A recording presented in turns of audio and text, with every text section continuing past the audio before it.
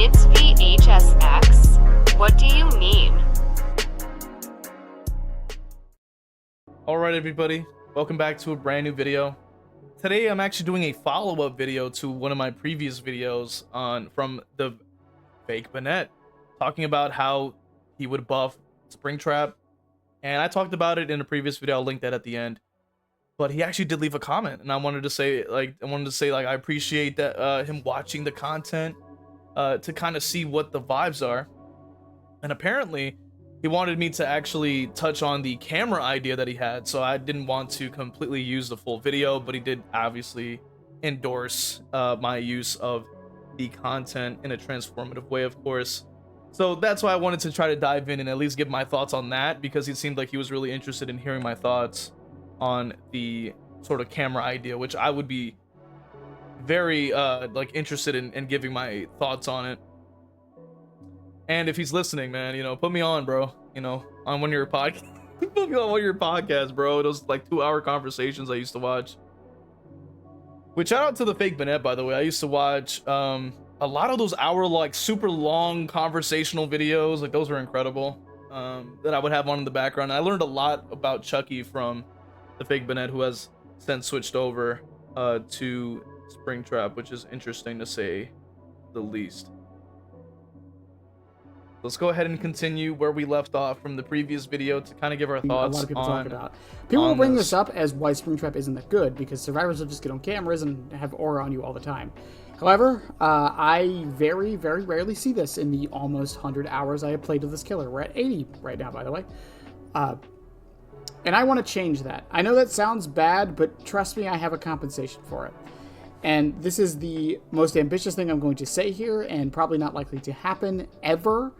But I wanted to do something that was thematic to the character, as well as making it so the cameras have more of a purpose. Ooh, okay. Let's hear it. So, what are my suggestions? First off, before we get into the changes to Springtrap, when a survivor is using a camera, they should be in the office. I don't think they should be standing outside of it. The reason for this is, especially if you're going to make it so that the achievement tied to Springtrap is office grabs, you need to give survivors a reason to actually be in the office. You know what? I 100% agree with that. I 100% agree with that, especially because of the strength of what the cameras can do. Like, you're essentially giving survivors like full surveillance cameras around the entire map that they can just pop in and use whenever they want. And the fact that they can just kind of do that risk-free is insane to me, because like the fact that they're outside of the actual office is kind of insane, because like you can't really counter it unless you know the exact door that they're going to be at, which that they can just quickly look at, then let go of it instantly, and then go somewhere else, and before you even get over there to teleport. So you can't even get the office grab in the first place, let alone there's an achievement around that. So that's an extremely valid point, and I wish that it was a thing, because that would actually make there be a risk reward aspect of the kit. Because if you're in the office and you're looking at the cameras, which also makes complete sense considering you're looking at all the cameras, it would make sense because you have so much information to actually see this guy, spot this guy. Like, you can literally give the aura of him to the rest of the map or whatever from just scanning him. Why is that not a thing? Like, why is that not an additional risk to doing that, to having that level of information, to kind of be able to know exactly where he is essentially whenever you want? Because they're usually next to gens, so you're gonna already spot one and go, oh, okay, I could just use this real quick. And on top of the fact that they can use it to teleport, or like as a survivor can use it to teleport across the map, I think that should be a part of the risk. I 100% agree that should be in the game. That should, like, because of the strength of that, because you have a free teleport that survivors can use. Like, that should be risky. Like, that should be something to be afraid of. Like, crap, I don't want to get grabbed, but I want to use it to get to my teammate over there. Like, that adds a level of gameplay. I'm surprised that was never a thing in the game. I have this achievement. I'm like top 17 in the world or something like that on the leaderboard. But it doesn't. Yo, shout out to TheFakeBanette for being top 17, man. I've been trying to get up there with Ghostface personally. Like, I'm trying to reach top 15 myself, and it's been rough. But regardless, I'm actually curious if TheFakeBanette, if you're watching this, please comment this, because I wasn't really sure about this. like what is being tracked with Springtrap? Like I've been talking about this at other Springtrap mains. I wasn't sure what the heck is being tracked on leaderboards for Springtrap. Is it like axe grabs? Is it like landing it? Like what are we tracking? Like I have no idea. So that would be really helpful for me to know. Doesn't really matter. Most of that was luck or survivors giving up and just giving me the grabs anyways. I'm not gonna like say it as this proud achievement I got. But the thing with this is that I feel like if they're in the doors, don't make them yellow until the survivors teleport, obviously. But this would also mean you could use the doors as a survivor to kind of hide, which could be very interesting. But that change aside, what about the cameras themselves? Here is the biggest change I want to this. Springtrap starts the match at 32 meter terror radius. Every 20 seconds, maybe you can lower that number. Don't worry about the timer too much. It's just a placeholder number. Every 20 seconds, his terror radius lowers by 8 meters. This will continue until he is at 0 terror radius and becomes undetectable, until he is detected by a camera, in which he goes back up to 32 meters. Now, I love this idea. I absolutely love this idea. I am 100% on board with this. Honestly, I think this is incredible. And the reason I say that is because this character is well known to be in a jump scare sort of like game, right? Like you're stationary in a security room and you're getting jump scared essentially in most of the entries of Five Nights at Freddy's. So like why there isn't more ways to be scary with the character is kind of insane. Like we have the jump scare feature as an actual ability in the game, but yet we don't have an option to be more scary in other ways. Like that I find odd, and I think that having some sort of stealth in that sense wouldn't even be that bad of a move, because they already made it so that this dude be stomping like a damn elephant through a china shop. Essentially everything's like stomping and it's super loud. They even changed up like the glitch trap skin, because apparently it was pay to win, which it wasn't. It was pay to win, and then they made it even louder, so now his stomping is like triple the noise that it used to be now, for no reason at all. And unnecessary change. So like at least giving him some undetectable at least allow for the gen noise to kind of hide some of those stomping noises and mechanical noises. Because like Ghostface also has that thing. A lot of other characters have that thing where they just have like a directional noise for whatever reason. I don't know why. Trapper especially, where like you can hear them through the wall and it's directional. Like at least if the gen noise can block off another form of your noise, at least that can help when you try to catch up to people and throw people off, and will allow the character to be a lot stronger. So I 100% agree with this point. I think this is a really good way.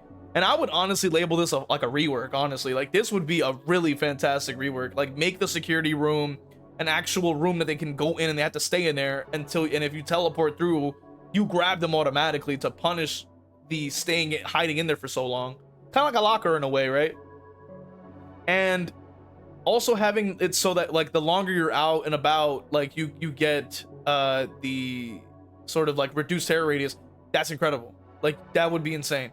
And then they would also make people have to use the cameras to counter you, which then opens up opportunities for like kind of timing it right, where you could scan them and then you got to leave the security room real quick and try to like get out of there. And then that would add a little level of gameplay that could be very interesting. So I agree with that 100%. What this means is that Springtrap would have a tangible threat to not being seen on the cameras, which plays into the idea of the FNAF games, especially FNAF 3, if anyone's played that game before, where the longer you don't look at him, the more of a threat he becomes.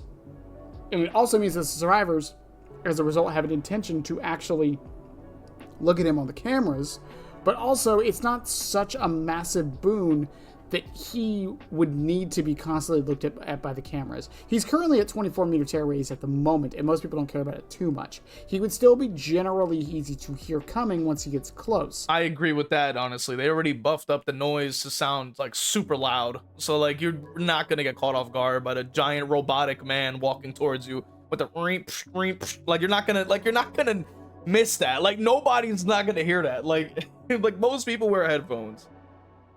Kind of insane. Now they have adjusted the sound since the last time I've made a video like this, but in general he's still pretty easy to hear. So all this is doing is just changing the situation in which the camera doesn't have to be used, but it benefits you to use it.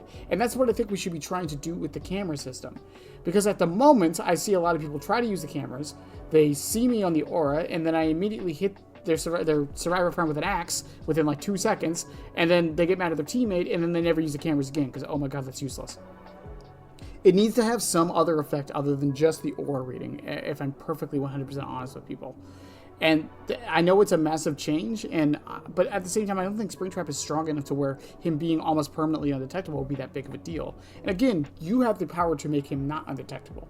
This would be similar to like revealing Ghostface, but with the camera, the more I think. There it is. Thank you. Yes, Ghostface mentioned. Let's go, boys. We made it. But yeah, like that's hype. I like that idea. I think that there's a much deeper level of interaction going on with that idea because of the fact that this character already just is known as like robot body man with axe, which I know it's not a robot. You know, I already know people are gonna lose their minds. But like regardless, like mechanical body man with axe, throw axe, laugh. Like, you know what I mean? That's all you really know that he does. People probably don't even use that camera feature at all. I would like be shocked if they really did, because how much benefit are you gonna gain from that? Like, that really just seems like it's kind of pointless. But if you tie it to countering his power, it'll make more people have to use it, so that would make it more interesting right there, and it would make it like obviously more interactive, which would be great for the game. It would keep things fresh, so when people do pick this character, they really can feel like they're facing a character like from a video game, like a horror game. That would be nice. Think about it, which could be an interesting play on how to make this work. And that's honestly the only changes I have for Springtrap. Springtrap is very well designed in my opinion. I agree with that, and I have to give massive shout out to TheFakeBanette here for even checking out the video that we're talking about, Springtrap. And I have to give credit where it's due in this sense. Like, it's a fantastic concept I wouldn't have even thought of personally. Because I have like tried to like figure out like what people would suggest for a character like this, like how would you actually improve this character, or when it would release, like even like how would you make the character more accurate to FNAF, because like, and nobody really had a good answer. And this is to me how they should have done it. I think this is like almost a disservice of the character that we didn't do it this way, and I like it a lot. I think that if they were to rework the character, which I would say that would be the way to do it, I would say that's a really good rework. I don't think that, like, I think in combination with the other changes to his kit, like the wind up and the other stuff that was mentioned in the original video, which it'll be linked in the description, or you can even watch the video, like the original one that I had made prior to this one. That right there, I think would just completely make the character way better, and I think it would actually bring the character above the B tier to like a maybe like a low A tier even. Like, that would be nice to have.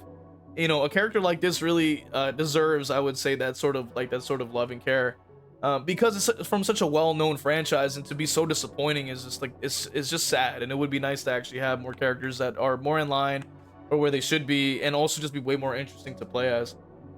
So those are my thoughts, really. That's my follow-up yap session for this.